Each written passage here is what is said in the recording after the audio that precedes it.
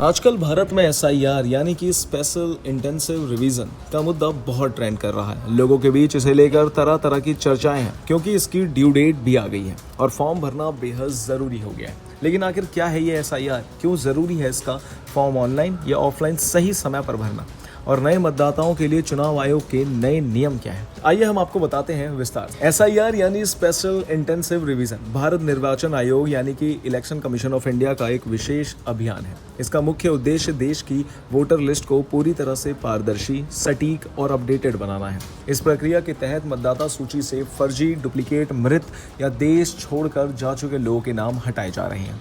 आपको बता दें कि आंकड़े की माने तो इस बड़े अभियान के तहत अब तक देश भर की वोटर लिस्ट से करीब 5.5 करोड़ से ज़्यादा के नाम हटाए जा चुके हैं। अकेले पश्चिम बंगाल में 27 लाख से ज़्यादा नाम हटे हैं। इसलिए अगर आप चाहते हैं कि आपका वोट डालने का अधिकार सुरक्षित रहे तो एसआईआर की जानकारी होना और फॉर्म भरना आपके लिए बेहद ज़रूरी है।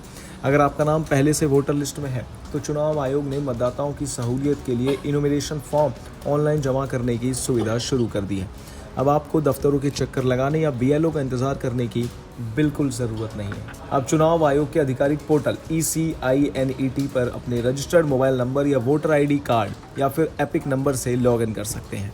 मोबाइल पर OTP जब आएगा उसके ज़रिए आपकी पहचान की पुष्टि होगी। इसके बाद फॉर्म भरकर ई-साइन प्रक्रिया पूरी कर सकते हैं। आपका फॉर्म ऑनलाइन सबमिट किया जाएगा। एक बार ऑनलाइन फॉर्म जमा होने के बाद आपको कागजी फॉर्म BLO को देने की ज़रूरत नहीं है। लेकिन सबसे बड़ा बदलाव उन युवाओं के लिए हुआ है जो पहली बार नए वोटर बनने के लिए फॉर्म 6 भर रहे हैं। चुनाव आयोग ने फॉर्म 6 के लिए ऑनलाइन वर्जन में एक नया कॉलम जोड़ दिया है। इसके तहत अब नए आवेदकों को यह जानकारी देनी अनिवार्य होगी कि उनके माता पिता पिछली एसआईआर प्रक्रिया में शामिल थे या नहीं। फॉर्म में आवेदक को 3 विकल्पों में से एक चुनना होगा। उनका नाम पिछली एसआईआर में था, उनका माता पिता, दादा दादी का नाम पिछली एसआईआर में था, या फिर किसी का भी नाम पिछली एसआईआर में मौजूद नहीं था। अगर आप पहला या दूसरा विकल्प चुनते हैं तो आपको पुरानी मतदाता सूची का विधानसभा क्षेत्र, बूथ नंबर और सीरियल नंबर देना होगा। हालांकि दिलचस्प बात तो यह है कि लोग पोर्टल से ऑफलाइन डाउनलोड किया हुआ फॉर्म 6 भरकर जमा कर रहे हैं, उसमें नया कॉलम नहीं है। लेकिन ऑनलाइन फॉर्म भरने वालों के लिए इसे भरना अनिवार्य कर दिया गया है। ऑनलाइन फॉर्म भरते समय इस बात का विशेष ध्यान रखें कि कोई भी गलत या आधी अधूरी जानकारी ना भरी जाए। अधूरी जानकारी देने पर आपका आवेदन रद्द हो सकता है। अगर किसी तकनीकी खराबी के कारण आप ऑनलाइन फॉर्म नहीं भर पा रहे हैं तो तुरंत अपने इलाके के BLO से संपर्क करके ऑफलाइन फॉर्म जमा करें।